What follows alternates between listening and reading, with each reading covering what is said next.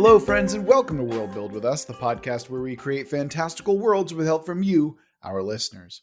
My name is Rob Hilferty, and I'm here with my co-host Daniel Quinn and Courtney Staples. On today's episode, we are putting the finishing touches on our art pieces and schemata as we continue to explore our Da Vinci-inspired Renaissance world, brought to you and us by a fellow listener. A big thanks again to Philip Rosiak for this prompt, and remember that if you want us to build your world, you can submit your own prompt to our website, worldbuildwithus.com, where we will build your world within a reasonable amount of time, as long as it's not creepy or gross. If you want to follow us on social media, you can follow us on Twitter at Let's Worldbuild. And if you want to come join our Discord community, or if you're feeling particularly generous, you can always give us money over on Patreon, and with a link for both of those in the description of this very episode. Before we start, I also want to mention some shakeups and some new additions to Patreon stuff. As of this episode going out, there should be a patrons-only episode that has been posted. And to give you kind of a preview of what those will look like, our highest tier patrons will suggest episodes for us, and whether they be world building or just really casual, and we record and do those episodes. If you are a patron of ours, whether it be from the giant aphid tier or higher, you will get those episodes to listen to through Patreon. If you are a God-Pacted patron, then you will be able to suggest those monthly Patreon episodes. So yeah, that is brand new. Let us know how you guys enjoy it, the patrons who listen to this.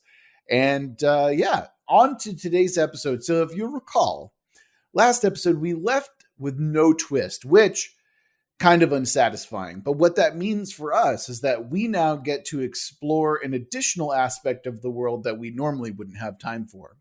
This time, we decided to start with an invention and then watch the magic and, well, actually kind of flip that. It's a work of art, and then we watch the inventions that have trickled out from there. So who wants to start us off diving back into the Renaissance with their invention and art piece? Before we start, there's one thing I wanted to suggest in honor of the person who suggested this prompt. Oh, yeah. Okay, go ahead. So we didn't really have a name for the first, or I don't know if it's the first, but the main engine that allows them to travel, that little, the ornithopter invention that's been lost. So I thought perhaps we'll call it the Rosniak engine. The Rosiak engine sounds dope. Rosiak. Yeah, I can support that entirely. I like that. Immortalizing our patron forever. Yeah, well, not our patron, but our listener for sure. Our listener, yeah. Yes. Soon to be patron. yeah, I don't know about that one, but yeah, we will. I'm totally down with that. So we have the Rosiak engine as an homage and a thank you to our listener who submitted the prompt. I like that idea a lot, Daniel. Great idea. So because you piped up first, of course, you now have to tell us what your piece of art and invention is, Daniel. Let me pull up my notes here. So I've got a weird one. One of the things so I'm not much of an art history person, but there is one piece of intersection between like art history and like speculative physics that I enjoy. And I thought that kind of inspired my concept. So Picasso and the early Cubists, like they were interested in the fourth dimension in particular, when the fourth dimension came up more of as not as a science thing, but as a paranormal thing, and then later a science thing. They tried to imagine it in their art. And so some of the portraits that Picasso did, I think a couple of them I have written down here, Dora Maar, and the portrait of Daniel Henry Kahnweiler, if I'm pronouncing that correctly. The idea was that it was painted from the perspective of the fourth dimension, such that you could see the subject from every angle simultaneously. So that's why it looks all funky. So I thought, what if there was a painter in the world who created, or not a painter, but a tailor that created this garment that's like kaleidoscopic, and when the person wears it, it allows the people who look upon the garment to see the wearer's like clothing from all perspectives. So it's like this crazy kaleidoscopic, view of them that gives them an image of them completely.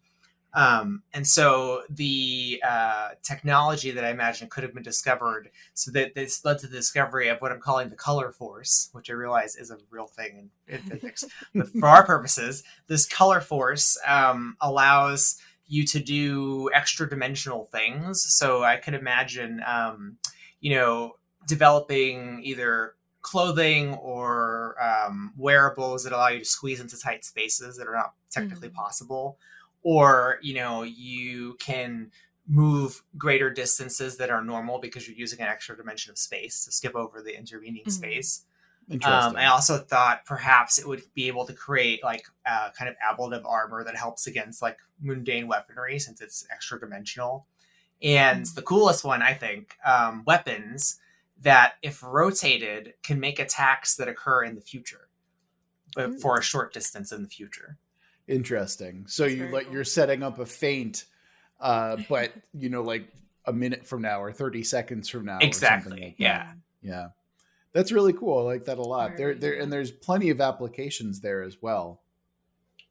It would be called the cloak of many colors. Oh goodness. Yeah. I like it. And the original painter was Joseph, I believe, right? Well, the original tailor was Joseph. Oh yes, I'm sorry. Yeah, you're right. I'm trying desperately not to sing the song now, so we should really move on. No. Anyway, Courtney, yes. What is as someone who studied art? I imagine that you probably have something really cool for us. So, what do you have for us, Courtney? Well, no pressure there, I guess. Interestingly, mine also has to do with perception, similar to Daniel's. I was thinking about, in this setting, like how important air travel is and airflow in general, and you're living on top of these sort of cliffs overlooking these massive canyons, so you're surrounded by just air everywhere, and wind must play like a huge role. So I am picturing a stained glass artist who created this beautiful stained glass dome at the top of like a cathedral or government building. But if you stand inside the dome looking out, you can actually see the wind. Like it appears to you as if you could like cool. Actually witness it. And I could see that translating into more practical applications, like the cockpit window for a Zeppelin, so that the pilot can see like the wind ahead of him, or goggles for maybe individual flyers or things like that. Yeah. That's so cool. Okay, I have to ask, when you say that you see the wind, I'm assuming that you're like looking at patterns of the wind, correct? Yeah, essentially. Yeah. Okay. I because I would imagine that being able to see like air itself would probably like sensory overload. Yeah, like a lot of the times, Yeah. Like, what does it look like then, if that's the case, right? Like, what does the wind even look like, or is it indescribable to people such as us? Yeah, I was picturing it in kind of an artsy way, like as lines that are flowing through the air. Like if you've seen those sites online that show wind patterns, and how it's just all these like undulating lines over the landscape, something like that. But of course, constantly in motion. That's really cool. I feel like that would be amazing for any of their, piloting and mapping. You could map wind patterns, and you could actually see torrents and know when storms are coming because the patterns would change. That would be really cool. That's true. Yeah, it would lead to a lot of more predicting of weather and just allowing people to be safer overall, I imagine. Absolutely. And I imagine it's almost like a must for individual pilots or something like that too, because to be without it, especially if you're like an ornithopter pilot, like that seems like something that you absolutely need to know. In a lot of ways, it's almost like if you had a ship without a compass or without like a sextant or something like that.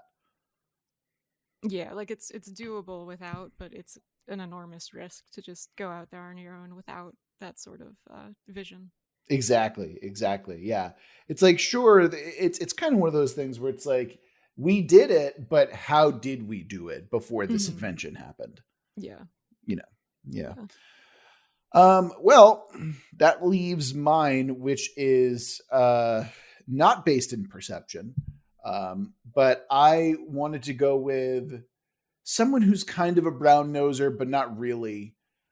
Decided to make a sculpture of the original automaton that we had, to try and attempt to immortalize this automaton for generations to come. This was the beacon, the guide, the muse, or what did we call them, Daniel? You said you had a particular name. I think genius. Yeah, genius, but that sounds right.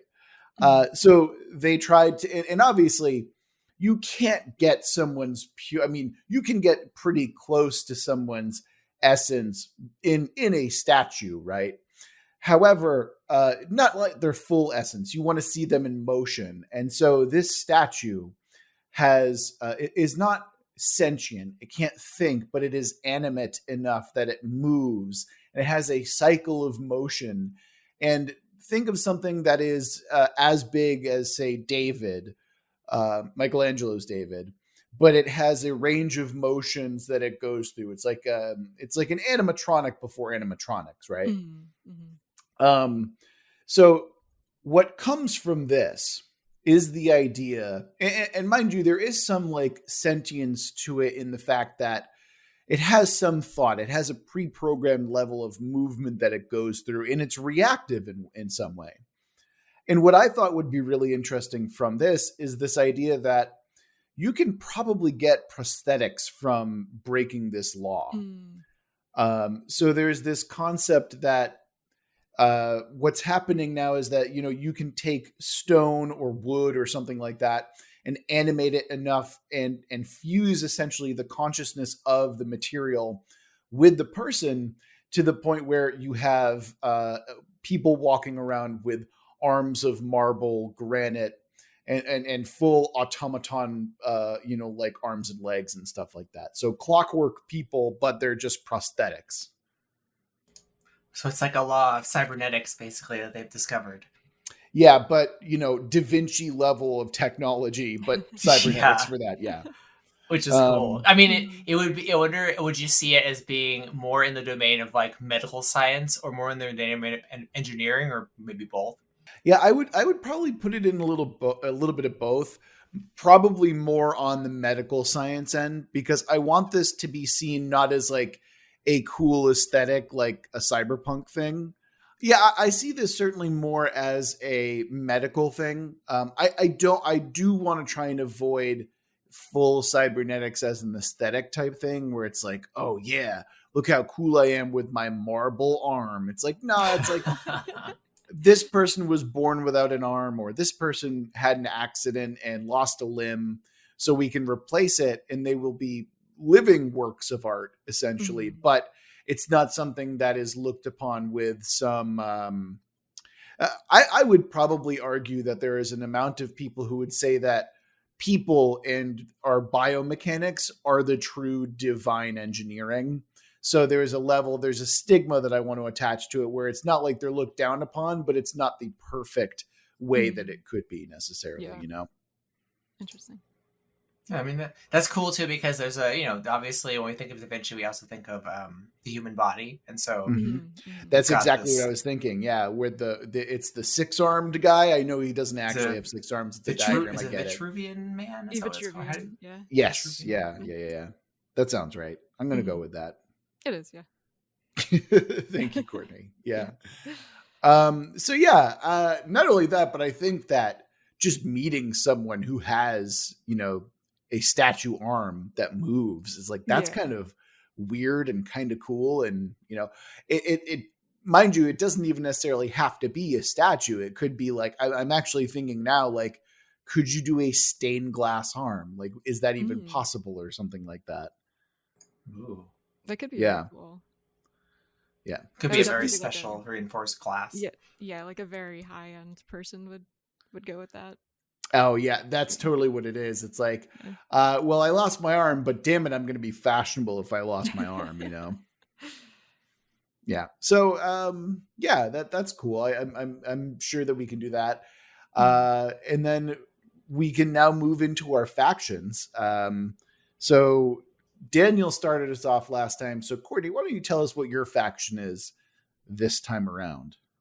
Sure. So I went with like a more kind of labor union, labor guild, worker type faction, who are these cliff hoppers of sorts. They're the people who carve new buildings into cliff sides for the city and set up like pulley elevator systems, and escort people between the cities and like the canyon floor.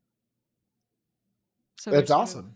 They're sort of like the, I don't know, the connection between the city and the ground below, more or less. They kind of remind me of like train engineers in that way, to bring it back to Land of a Thousand Trains, that's or Ride the Lightning, depending on which version you want to use. But that's kind of what it reminds me of, is like they're the connective tissue. They're the people who are really important, Yeah. Are they regarded as a middle class, an underclass, working class? Like, what's their situation? I feel like they would be middle class. Like, they're laborers, but they're very respected in their positions.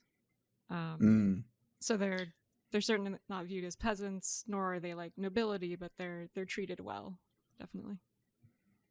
Is this kind of like a guild that you're brought into, or is it more you're born into it? This is your lot in life. Like you are raised with this thinking, or is it like anyone can join and anyone can be part of this, this guild? I think it could be anyone, but sort of leaning into the Renaissance idea of apprenticeships and how like if you're an artist, your apprenticeship would begin in your teens. I could see it something like that here, where it would be very rare for like a 30-year-old to decide to join the guild, but generally it's more like a 15-year-old who decides that this is what they want to do, and they get an apprenticeship with some master cliff worker and go from there. Gotcha. It's a whole storyline unto itself, following the apprentice as he explores this fantasy world and learns things. And tries not to fall to his death. Constantly. Yeah. I was thinking about this previously, right? Like we have a world that has a great amount of verticality to it, right? How prominent are windows? Because I'm thinking of architecture in this era, in like the Renaissance era. Is it like Gothic cathedrals that are incredibly tall, like with a lot of glass? Because I think that's a cool aesthetic that I want to think of, or that could also just be a singular city state. Is that what we're also kind of thinking, where it's like architecture and whatnot is going to change based on where you come from? Yeah, I could see it like being a big factor of place in there. Given that, I mean, at some point these cities existed all on like flat terrain, more or less connected to each other, but whenever that cataclysm type event happened, everything else shifted down around them. So I imagine that there's like commonalities between them, but over time they develop more of their own personal style. So with like these cliff workers, I could see them like actively building things into the cliffs, and rather than like building further up, just like building within the structure that they already have as their base in a way. I can also imagine the glass itself being very important structurally, like to protect against uncertain weather conditions, potentially breaking things. I think enormous skyscrapers built into like mountainsides, Yeah. Exactly. I have a question. Is sunlight at a premium in some way? I was thinking about sunlight when I was considering like the invention and the faction too, because if you're on like a city that's surrounded by air basically on almost all sides, I imagine you'd get more exposure to sun that way than you normally would like in a flat terrain type setting. Yeah. And not only that, but we did talk last episode about the church that was in like the valley, where they only had sunlight for like 2 hours a day or something like that, right? Can we kind of take that further a little bit, and can we have it be a classist thing where it's like, yeah, you can live on the outskirts, or you can either live in the spires or on the outer rim where you're going to get exposure to sunlight. Yeah. But then there's like a separate underclass that lives in like the valleys and the shadows. And then, you know, when you're forced to dig in a little bit further where you don't really get sunlight anymore. So they're essentially cave dwellers, right? Like, and I'm not talking about like dwarves and whatnot. I'm talking about like southern Italy, where they literally built towns in the sides of cliffs for various reasons. But that's kind of the concept that I'm interested in.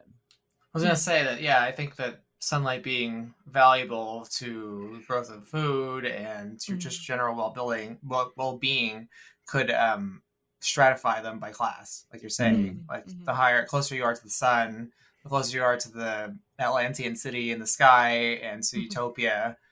So there might be even a religious aspect to that on top of there being an economic angle. That actually works into my own faction unwittingly. Like I didn't have this in mind while I was thinking out my faction earlier, but this kind of works. And I think I'm just going to go I'm going to transition into mine now.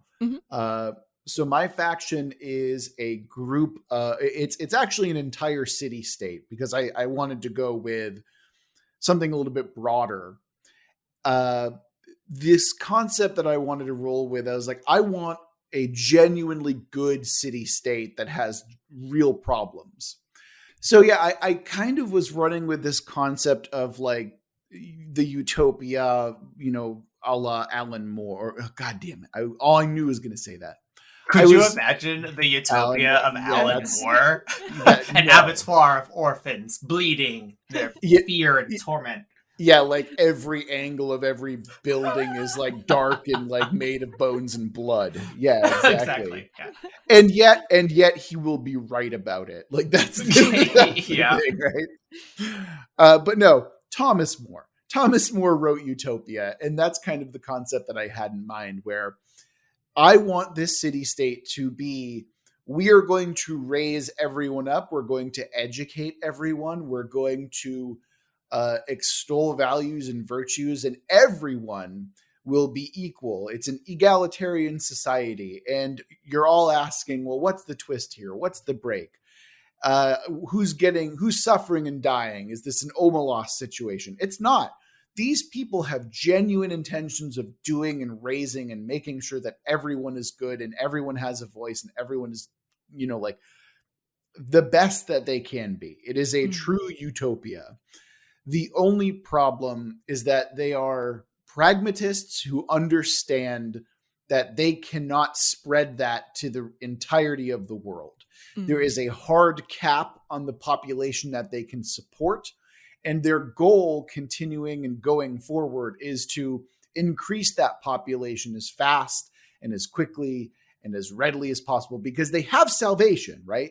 That's the concept that they have, is that that I'm running with, is they have the best thing in the world, and they wish that they could bring it and give it to everyone, but they can't, because they know that they can't support that yet, but they're working towards that. Oh, and kind of a side note, but like I also thought of this, like what would be kind of fun and interesting is that they're more interested in the long form art piece. So they're all novelists or opera writers. So things that take longer to consume, but because you're consuming these things for longer, the effects of the magic are going to be more potent as a result. So instead of just breathing in and viewing a piece of art for a couple of minutes or briefly reading a poem or something like that, it's like you're reading a novel. It might take you weeks to read through this novel, but by the end of it, you will be infused with this magic compared to something that's a bit briefer. That's the other thing that I want to throw out there. Two kind of disparate thoughts, but I'm like, whatever. They sound cool. This is how it works. Do they see themselves as not descended, but aligned with perhaps the utopian ideals of the Atlanteans? Quite the opposite, actually. They think that to worship the Atlanteans and to aspire to something among the clouds is unrealistic. It is why, hubris.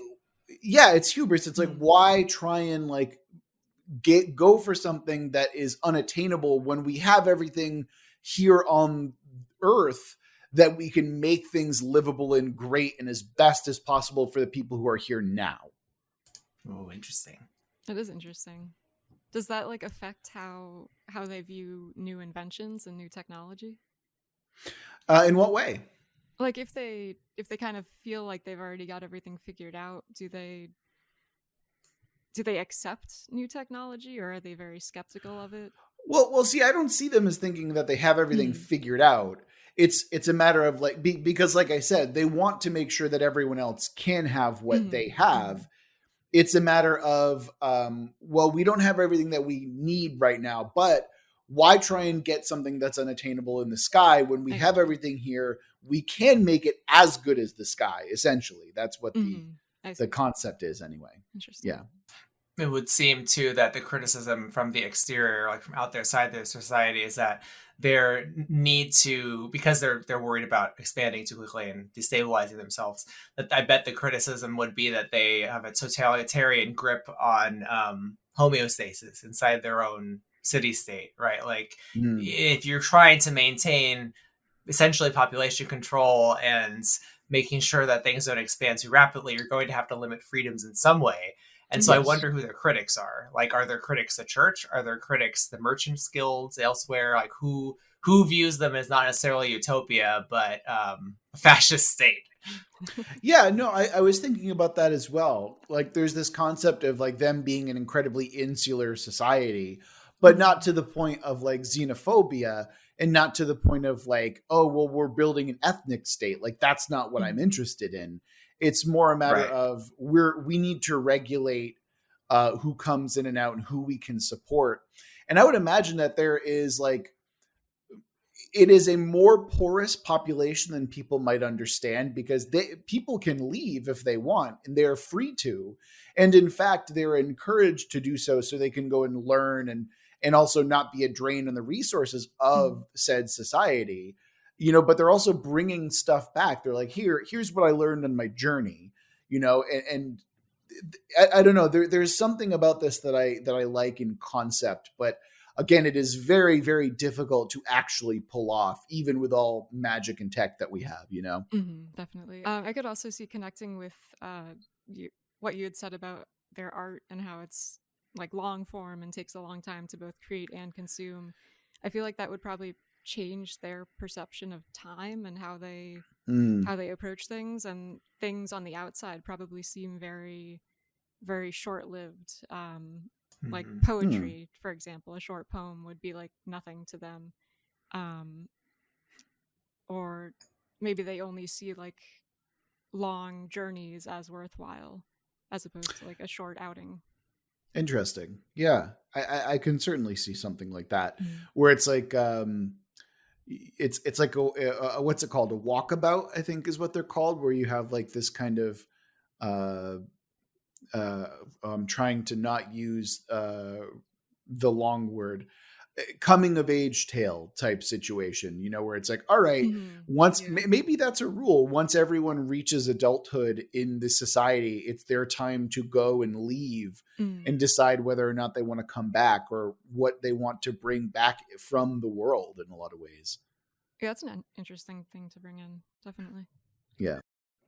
I wonder. It makes me wonder about the different city states we have, because we've got this kind of utopian rationalist technologist or technocratic kind of place, right? Then I wonder what the other ones are. Like, we know we've got the spooky church on the precipice. Did we define any other ones? Yeah, I mean, that's a great segue potentially, Daniel. Do you have a city state for us that you want to talk about? Kind of. I wouldn't call it a city state, but it's an area of the world I want us to figure out a little bit. And I was telling you guys earlier for the podcast about this movie I was just watching called As Above, So Below, which is it takes place, without ruining anything, it takes place in the Paris catacombs, which have a lot of mythology behind them and spookiness. And we have in this world the lower depths where the sun doesn't shine because these cliffs are so high because of the cataclysms that occurred. So I thought, well, what's down there? And so I wanted a faction of, to the risk of cheesiness, dark Atlanteans. So Atlanteans who have fallen from their utopia on high and still dwell down there. But I don't want them to be like a people. I want it to be populated. I want there to be a population of creatures down there that like are associated warlocks? in some. No, like there might be Atlanteans, but I want this to stay mysterious, like who really were the Atlanteans. But remnants of them that take the form of creatures or other things. Like maybe there are weird undead. I don't know, some kind of beings down there. And in that movie, what was interesting is they have a lot of alchemy angles, and like the whole phrase is taken from the kind of Madame Blavatsky take on alchemy. The kind of Aleister Crowley concept of like that they kind of pervert the original concept, which has more to do with math than anything else. But the idea that like what occurs in the heavens is the same as on the earth is a reflection, and they're inverted to each other. So I'm imagining we're getting into like occultism and stuff like that. Like, taking like anti-reason. Gotcha. So you're taking like ritual, or you're taking the math out of alchemy, the science out of alchemy, and just turning it into like faith or trying to break physics in general, right? Yeah. And so I'm wondering, like, maybe before this Enlightenment period, like the church that we came up with had a connection to this kind of reasoning, and it has a connection to the Atlanteans as well. And that when you go to the world below, things get inverted, like the rules change, that all the principles that we know and rely on are warped in some way. Interesting. Nice. Okay, so what is this faction then? Is it just like the faction is a disparate group of like monster men, or I want it to be in a sinister way connected to the Atlanteans, whether it's like a shadow of them or it's actually remnants of them. So I don't know how. So do you know anything about Lemurians, Daniel? Yes, I know about that. Here's a lost continent of Lemuria. Right. Is that it?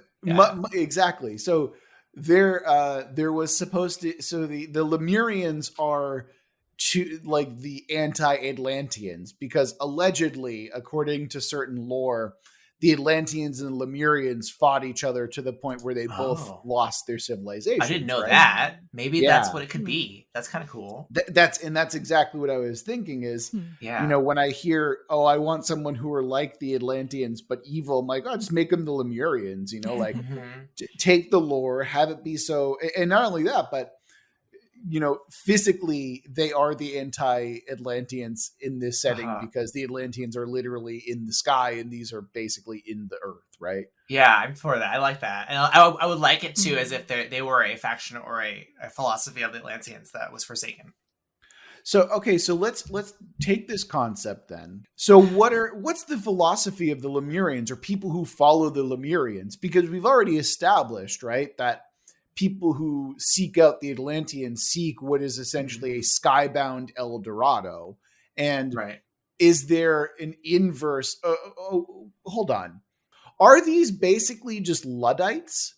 Like people who are anti-technology, who are anti like magic in some way? I don't think so, because they were Atlanteans, right? So I think that they're just as sophisticated. I wonder if they seek something esoteric and not grounded in what might be blasphemous reason, in the way that the Atlanteans and the enlightened people above in the midworld do. What if they were the cause of that initial cataclysm where the earth fell? Yes. Like something that they were doing in an occult way, like completely changed the face of the earth. Yeah. They cracked the earth's mantle. Yeah. I could also see like the church on the precipice, like worshiping what's down there, Ooh, that's actually really fun. So you take like the initial church, and then the only way that they can maintain power and maintain relevance is to switch their focus onto these like Lemurian types. So now you have, and Daniel, I know this because we were just talking about it previously, but Daniel's been consuming an anime which is Castlevania. How dare you? How dare you? Dare you call it an anime? But I think that we can kind of have a fun little a switcheroo where it's like, yeah, the church is basically summonings or is in league with the equivalent of devils or demons now, right? Like they might, obviously aesthetically they might not be that, but if for all intents and purposes here, as much as they are diametrically opposed, that's what they would be, you know? Yeah. Is this a church of flesh? Is this a philosophy of flesh? Is that what I'm thinking? Is that what I'm seeing here? Because when I think of the Atlanteans as we've established them, they are technology, they are metal, they're ornithopters, they're artifice. And are the Lemurians the same way, but they use blood and cum and sweat as their ritual, as their way to create and warp the world as they see it? Is it biomimicry even?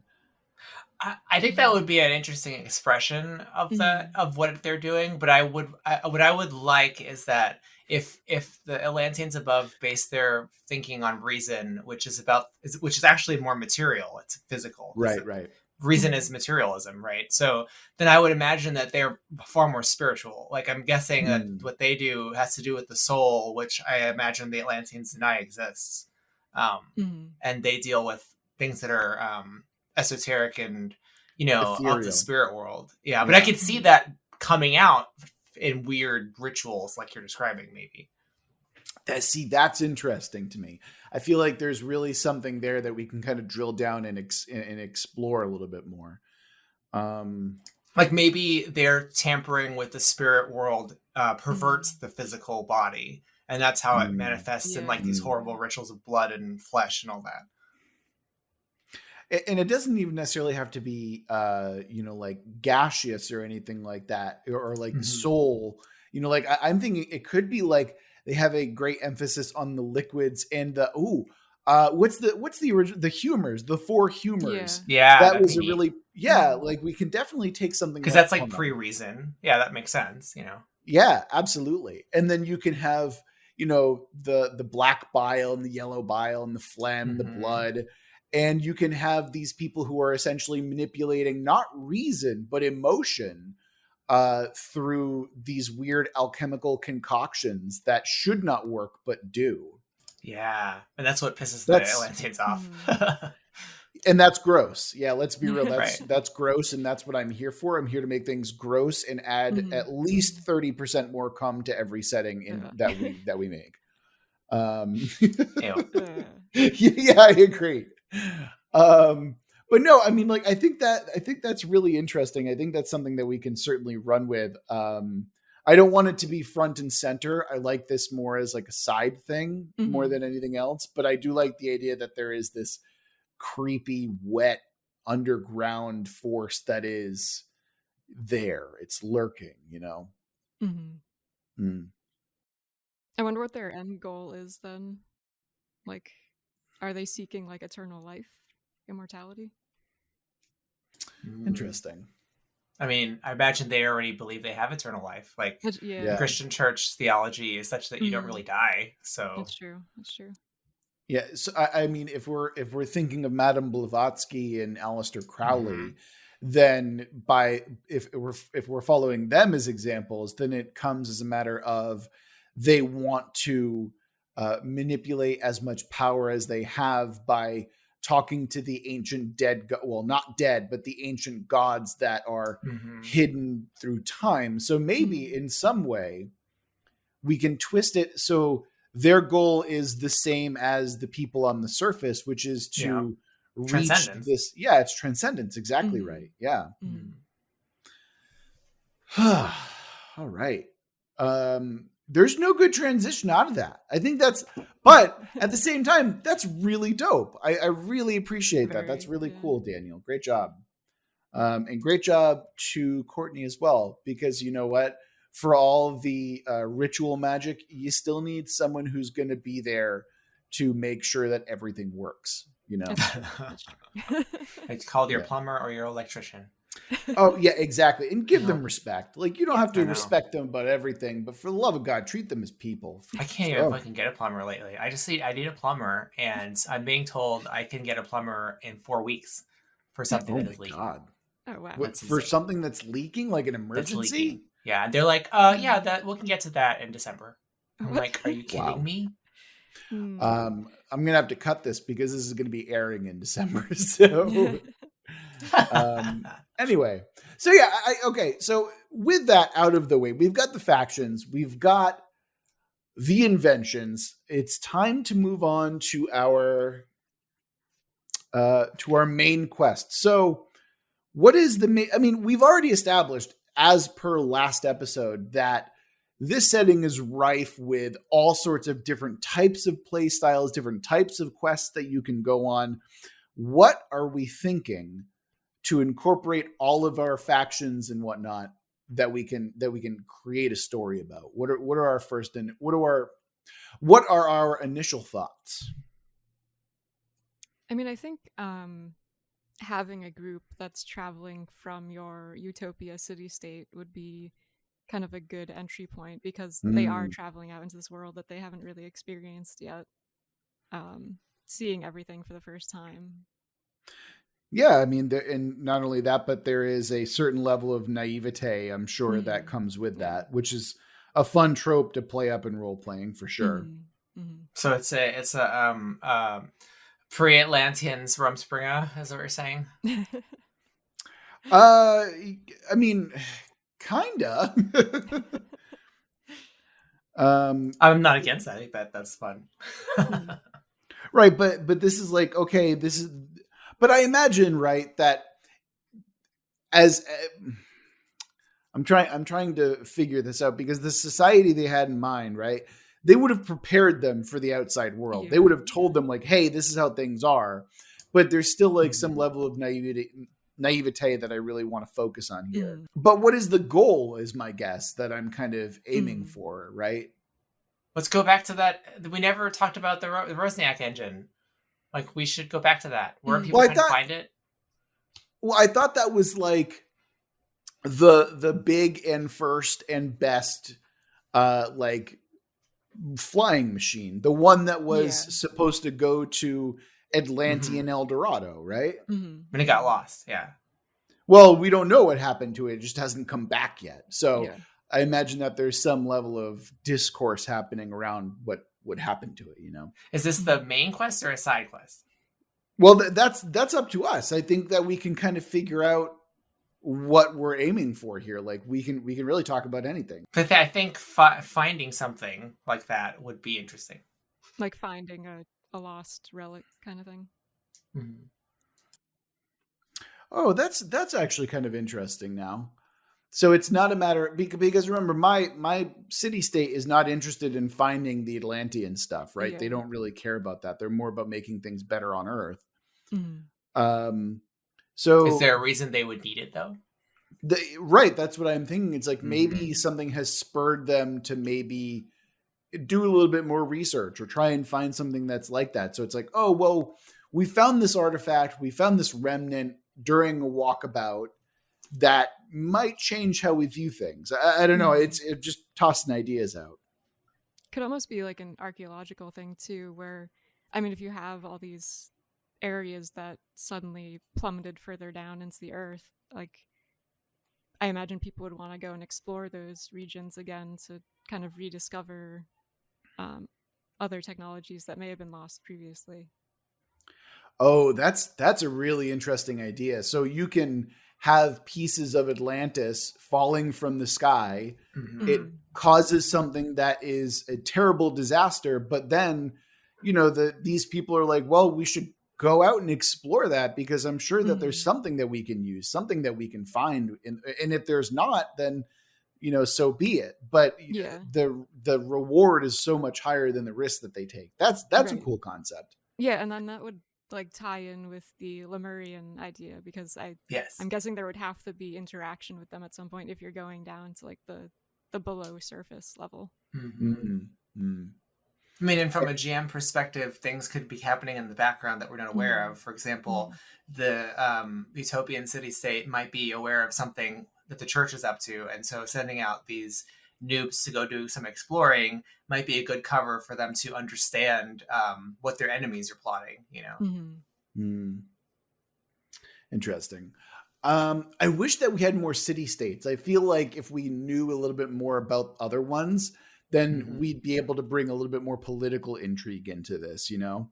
But I think starting with the church is a great idea too. I mean, you could center your utopia for the time being. Like, if we're writing from the perspective of the people coming out of it, maybe, you know, there isn't all, maybe like, while the erudite leaders of this utopia know about all the other city-states, like, the average, like, college student doesn't. And so they've been taught certain things and what to be aware of, but the practical on-the-ground knowledge is what they need. You know, they could bounce into Courtney's, like, laborers who are working out on some cliffside, and they, you know, team up with their party because, oh, there's a lot of things you guys just don't know, like practical knowledge, you know, that sort of thing. I think that's where the fun would certainly come in. It's like you have a group that's half and half, where it's like people who have been highly educated and, you know, they're coming from this utopia, and then they're also forced to blend with this other group that is Courtney's salt of the earth.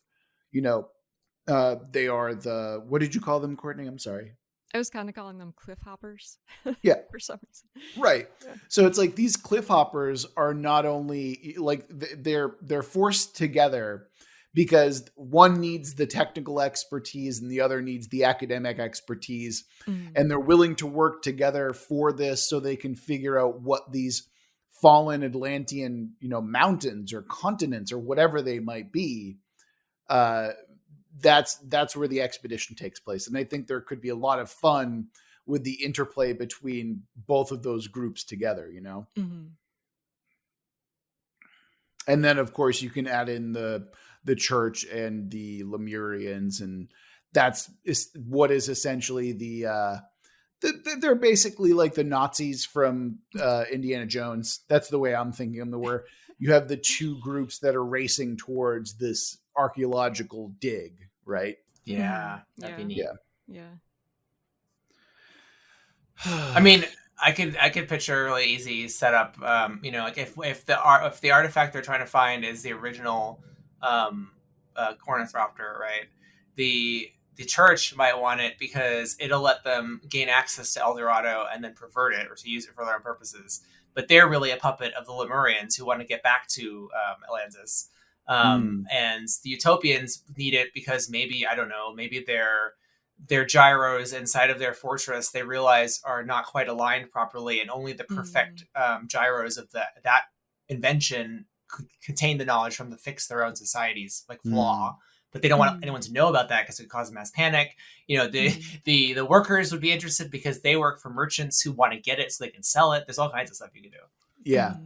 And I think when you were talking about that, I was thinking about like the perfect number, or like the people who approach certain aspects of mathematics with like a divine look. Like, oh, you see what's the sequence that occurs naturally quite often? It's like spiral. What's it? Yeah, right. It's the spiral, but there's golden also ratio. Thank you. The golden ratio. That's exactly what I had in mind. Yeah. So imagine, I think that'd be kind of fun as well, you know, where it's like, you can certainly add a separate religious aspect to it as well, where it's like people are looking at certain formulas, certain ratios, certain numerology, as it were, with like this divine reverence. I think that'd be, that's apropos of absolutely something, but like not necessarily directly correlated with what we're talking about here, you know? So what's the twist on the adventure, Courtney?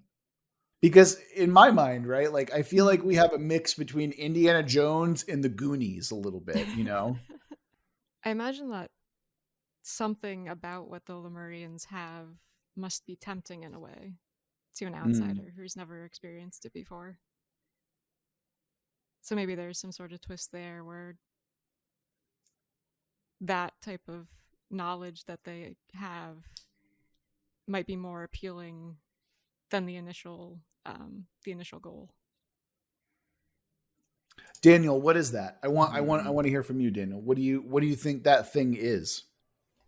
I'm thinking the only way to really do things that are supernatural in this setting is to create art that transcends, that allows you to kind of understand. It reveals new laws that are not known of the universe. It lets you do crazy things. Mm-hmm. Perhaps the Lemurians can create those laws directly somehow, because they're not relying on reason. That's cool. Through the destruction of art. Oh, interesting. No. So, like, by destroying certain artworks, they can change the physics of the world, you're saying? Or something. Or maybe, like, it... Sort of, I don't know if it's necessary to link them, like I just said, but I like the idea of, like, there's a way to make... to change the rules, but maybe it comes at a price, you know? Like... I mean... We could go the easy route and just have it be sacrifice, you know, like you're literally digging through the guts for the bile, the phlegm, etc. You know, what they would look at as magic in physical form, which is the essence of the human body. Or like shedding the physical and then using the soul itself as fuel. But I don't know what. How would you do that? Yeah. I just feel like there's an opportunity for us to make in some way a mirror of the way that the inventions and the magic functions for the Atlanteans in the world above, and the same in the world below. Daniel, I completely agree with you. It's just that this is I don't know how. Being creative is hard, it turns out. It is. I mean, okay, so maybe this will help us think. Like, there's another principle in that whole concept of, like, the world outside is the way it is because it's a reflection of what's inside of you. That's the alchemical principle. So maybe the Lemurians understand that so maybe they're solipsists. Like, the world outside isn't as real as what you know it to be true as you're inside of yourself. So the rules don't matter. They're imposed on you. Oh, so like by freeing their minds, they're able to change the physics that they interact with? Oh, they're psionicists. Ooh, yeah. That's actually what I was thinking. It's like, so everything that they are, like, they can change physics as they see it, but only on a direct individual level. So like maybe they can like phase through walls, or maybe they can like change themselves in some way that makes it so like I'm as hard as steel, you know, like that kind of thing. They don't need an implement to do it. Like, they realize that that's an illusion. And what they would probably call like, I have control over my soul. I don't need to worry and deal with the physical world because I have control over the inner world. Yeah. And maybe to do that, like, the final step of the transmutation of the self is the sacrificing away your body. Right. Because again, if we're doing opposites here, then we're looking at the destruction of something physical rather than the creation of something physical. Yeah. So how it's the destruction of something. What are they destroying? You said the body, but is it physical death, or like, how does that work exactly? I think I might have answered it. Are these Lemurians spirits who possess members of the church? Oh. So by picking up their physical form, they can kind of transfer themselves into another person. Yeah, they jump from body to body. They're like the Exorcist series. We love that concept, don't we? We've done that. We've done it like 3 times now, and I'm like a fault as well. Wait, have we? I like it though. Yeah, like the last episode, we had another body jumping spirit thing, didn't we? Oh, god damn it, you're right. Yeah, and then before that with the elf crystals, remember the elf crystals? But it's cool though. I like it. Well, this is perhaps more thematically appropriate than elf crystals. Yeah, agree. So to the new listeners, this is a brand new idea. To people who've been listening to us for years, don't worry about it. Just forget about those other episodes. This is our own canon. Yeah, exactly. All right. Yeah, that's cool. Let's do that. I guess. I think it's great. I do too. I like it a lot. Yeah. Maybe to make it more different than the other things, though I might also be misremembering the past ones, but like if you permanently lose your the physical form that you were born in. So you're kind of left permanently as this like interloper soul. So you never have like a permanent form again. You're constantly jumping around to different bodies. It's the Palpatine, the possessed. Oh, we should move on. We've once Palpatine has been invoked, it's time to move on. Okay, so what's the climax of this adventure? What's the climax of this story that we're dealing with here? Well, unlimited power, obviously. God damn it, Daniel. Well, we know that their goal is to try and find that engine, and I imagine, like in any good story, you never really get what you intended at the end. So who knows what they end up with, or what they realize along the way.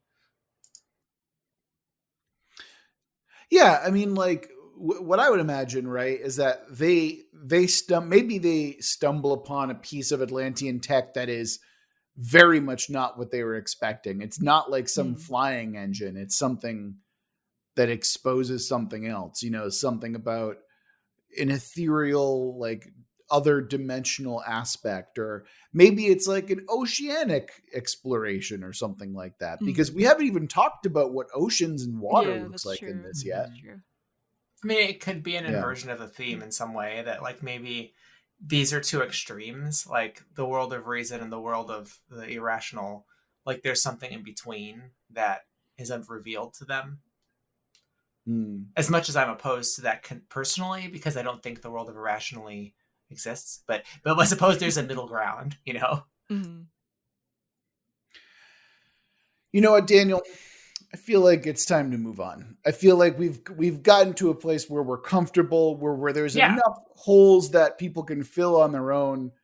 Nice. That's up to you guys. Gross. Yeah, and that's fine. And I think that we're at a point where we can call this a successful episode of Worldbuild with us. So again, a big thanks to our listener, Philip Rosiak, for suggesting this prompt to us. And remember that if you want us to build your world, you can always go to our website, worldbuildwithus.com, where you can click on a link that will allow you to submit a prompt where we will build it within a reasonable amount of time, as long as it's not creepy or gross. If you want to follow us on social media, we are over at Let's Worldbuild on Twitter. And if you want to come join our Discord, or if you're feeling particularly generous, you can give us money on Patreon, with a link for both of those in the description. A reminder that our newest Patreon-only episode should be out as of this recording. So if you're a patron already, definitely go check that out. And if you're not, please consider doing so. We love your support and rely on it heavily, emotionally, not financially still. But yeah, that'll do it for this episode of World Build with Us. Remember that we love you very much. We're going to get through this together. Until next week.